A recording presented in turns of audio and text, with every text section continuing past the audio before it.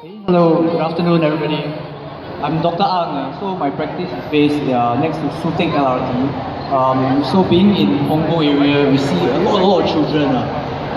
So basically, I've been invited by GSK, which is a company that sells this antihistamines, all this Zyrtec, to give you guys a talk.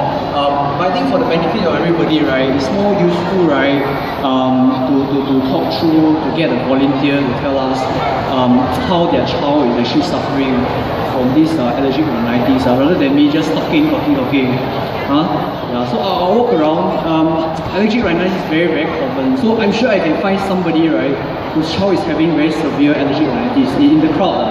Yeah, I'll just walk around and see. No, not you. Not you. Maybe you. Yes, maybe. Come on, the boys and girls, come over here. Daddy? You get free consultation here right now. Oh, yes, you. You are the mommy, I presume. I see. Can I have another mic? Hi, Doctor. Hey, I'm Dr. Ang. How are you address you? Yeah, call me Lim. I see. Lee, nice to meet you. Yeah, if you don't mind, right, sharing your some of your child's symptoms, how your child is suffering, things like that. Is it okay for the benefit of everybody? Yeah. I think this will be more is this comfortable? So I think we try to pretend like this is like a consultation. So for you, this is really but definitely thank you so much for coming on stage to join us. Okay, thank you. So sorry, how can I? Your name was Esmolin, right? Yeah. Can I just call you Lin? Yes. Okay, great. Yeah, so I think the topic for the talk today is allergic rhinitis. So, what are your symptoms that your child is having actually? He's one of them. The one is Sylvia, it will be the brothers. Okay. Every morning he will be having like this. Talk closer to the mic. Oh, sorry. So every morning he will have this blocked nose or I don't know, sneezing. Right. So I really don't know is it because of the aircon or dust or whatever. Yeah. So basically after he wake up, he will have this habit of rubbing his eyes. Then I don't know if it's a bad habit or what. I see. Yeah, and then at times he would cough also. I see. So I don't know if everything is related. Is it sinus or is it? I really don't know what is it. I think Lin has covered a lot of points for us. I think the firstly, right, sensitive nose, right, or what we commonly call allergic rhinitis, right, we just call it sensitive nose today, right, everybody can understand. So the children, they frequently get running nose, and that is we call it like a very important kind of sign. The other signs would be like what she has mentioned, blocked nose, itchy nose, sneezing, and then also itchy eyes as well. It's kind of all related, but we call it another thing, but it's sort of related. Itchy eyes. Sometimes they can even get itchy skin. And these are the core things that you can observe. So you'll notice that the child seems to, doesn't seem to get better taking normal medicine. I give him almost everything. Like for example, Zyrtec, probably like nasal spray, Illadin, and Nasonex. Yeah, that's right. Yeah, that's right. Most of the time, parents will be very desperate. They try everything in this roadshow, but somehow the child still continues to have frequent running nose, sneezing, blocked nose. But what we fail to understand is that allergic rhinitis has other implications as well. You see, so these things might not be so obvious. So the child frequently having blocked nose and running nose, they have trouble sleeping. So you might or might not realize it, but they will wake up having running nose, sneezing every single day, and when they sleep, they get blocked nose, and this will affect their sleep. Okay, and it should in turn affect their performance in school. So they fall asleep in school, they have a lot of trouble concentrating, they can snore and things like that. Do you find that you see that in your children? Yes. I always thought that they're lazy to go to school. Yeah, unfortunately they wake up, they tell me, Mommy, I cannot wake up, I'm very tired, please, I don't want to go to school, I cannot wake up. So all these are really very important signs that we pick up on it, and we should really try to treat it. So what would you recommend? Yeah, so I think so far, I think just now Lin has also told us she has tried many medications and things like that. So I think firstly we have to understand that sensitive nose kind of condition kind of runs in the family. So it's like a long-term kind of problem. Yeah, it's like quite long-term. So it frequently comes on and off. Anything to do with dust or aircon or anything? Yeah, Yeah, that's right. So most people are sensitive to dust, and most people will say that, oh, am I? Is it due to the aircon? Can I do certain things? Yeah, what do we hear from Lynn? I mean, what have you tried so far? Okay, so far I've been maintaining the house. I've been sweeping, mopping almost every day, and then I vacuum the carpet, sand the carpet, but still. Okay. Yeah, okay. and then how about purifier, humidifier? Purifier. Okay. So I think what we are talking about mainly, right, is that non-medical kind of treatment of allergic rhinitis, obviously sensitive goes up. So there are ways to try to reduce the dust load in the house. So most people are sensitive to house dust mite, cat, dog fur, and cockroach hairs. These are the things that generally they turn up in those allergy testing. Yeah. So I think Lynn has already mentioned some of these things. Like you try to vacuum the floor, you try to really wash, things like that.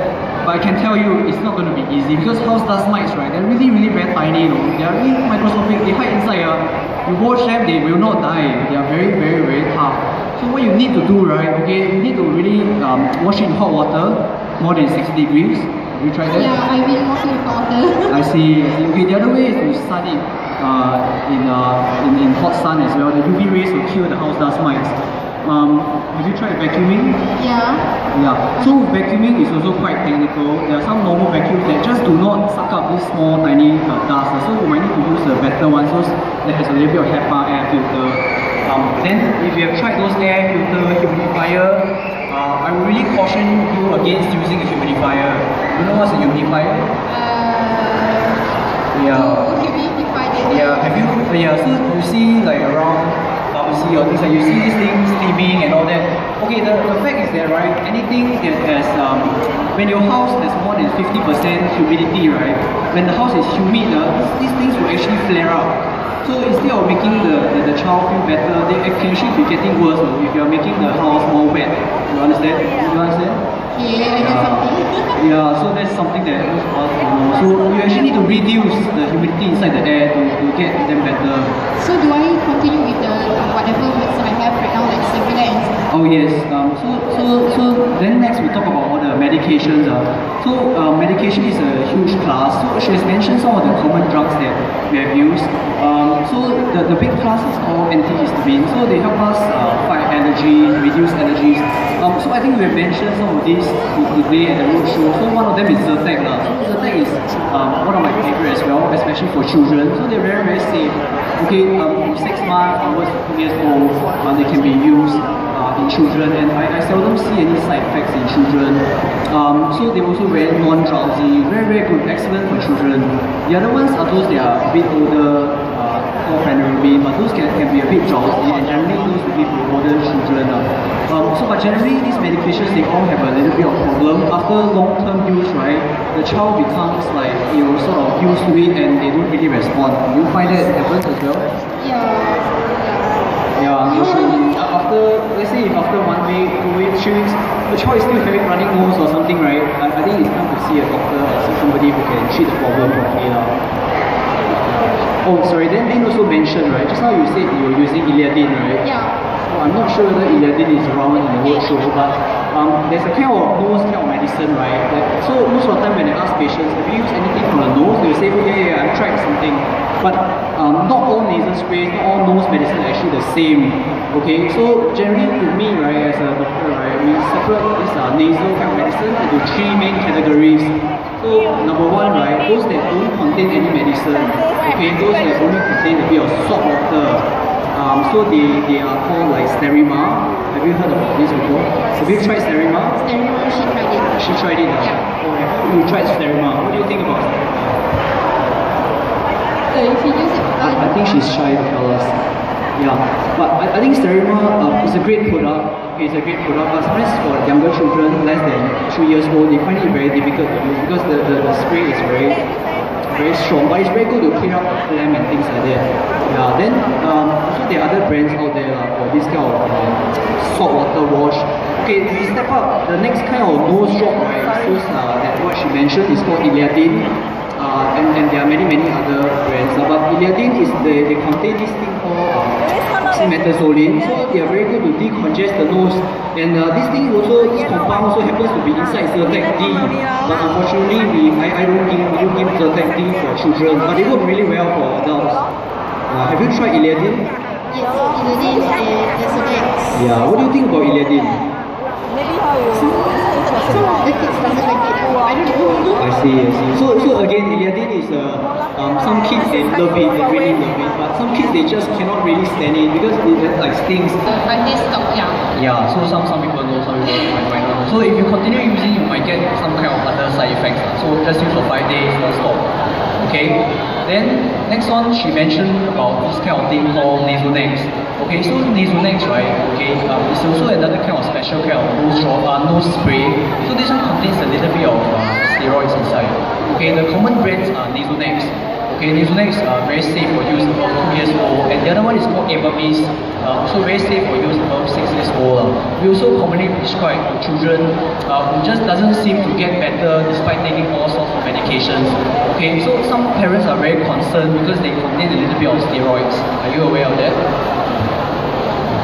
But my kids. Sorry? My kids like it. I see. Yeah, so some adults, some parents are like, oh my god, I'm not gonna give my kids steroids, but okay, but these steroids are actually different from the oral kind of steroids. This kind of steroid goes inside the nose, it stays in the nose. Okay, so it doesn't have the side effects that most people have, like most people are afraid of. So it's very, very safe for children as well. And sometimes we have to weigh the risks and benefits. So the child can sleep better, they can be so much better, they don't have to keep falling sick and things like that.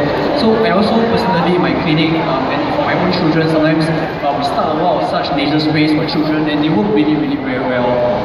But in between we still ask them to take Zyrtec or one of these antihistamines to bridge them over because the nasal sprays, these are Nasonex, Avamys, they take a bit of time to work. They take a bit of time to work and you must be a little bit more patient, you must use it over a period of time. So if you use 1-2 days like, hey doctor, it doesn't work. Do you think so? Do you have that problem? Yeah. Yeah, so they'll come back and tell me, hey, how come it doesn't work, doctor? Are you sure this is the right medicine? It will definitely work. It's just a matter of time. Maybe 1 week, 2 weeks, 3 weeks, it will definitely work. And then after that, I won't have to see the child for 3 months. It also has additional benefits. Sometimes you can treat itchy eyes and things like that. Yeah. And the last class of medicine that I mean, really, Lynn, she's really a very intelligent mom. Like most of these moms around, really, really very intelligent. They come down, they can tell me, wow, all the brands of medicine they have tried, everything they have tried. Really very good, really very intelligent. I really love it. But thank you so much, Lynn, for coming here to share with us. Yeah. So about the singular and this class of medicine, right? So this one in the singular class of medicine there's Nasonex and those nasal sprays. So it is also very safe kind of medicine, anti-allergic, singular. So we generally give it to children who have allergic nose and also has allergic lungs, frequent cough. So it works like magic if we have diagnosed that. And also very, very safe kind of medicine. Some children after taking they get a bit like hyper, they get sleep problems, but very rarely we get very serious problems. You got any questions? Anything else to ask? Okay, sorry guys. What's the difference between sinus and the Yes, sorry. So it's quite a mouthful to say sensitive nose and sinus. So most people would think that it's the same thing, but actually it's not the same thing. No. Yeah. So allergic rhinitis, right? It describes sensitive nose. Describes like how the child is very sensitive to like something. How does my cat or fur, things like that. And then because of this, they frequently get runny nose, sneezing. But actually sinus, right? Sinus, there are air spaces in our face. So like here, there's one, there's 1, 2, here there's 1, and deep inside there are some of them. For children less than 5 years old, actually they don't have sinuses. Their sinuses are not fully developed, so they don't really get sinusitis like what the adults get, like all that kind of flap in the nose. So they don't get sinusitis, but they do have sensitive nose. They're not exactly the same condition, but having a child or having somebody with an untreated allergic rhinitis, right, over a period of time, right, if they fall sick, right, they can get sinusitis very easily, and then they'll get this cough that doesn't go away, and they typically see from doctor to doctor to doctor. They see so many doctors and they cannot get the thing sorted out, but sometimes they need to use some of these medicines, like some of these medications, then they can get their problem sorted out. Alright, so okay, thank you so much. Thank you so much, Lynn. Yeah, thank you so much. Thank you, Doctor. Thank you, Lynn. Here's a little present for your daughter. Thank Thank you so much. Yeah.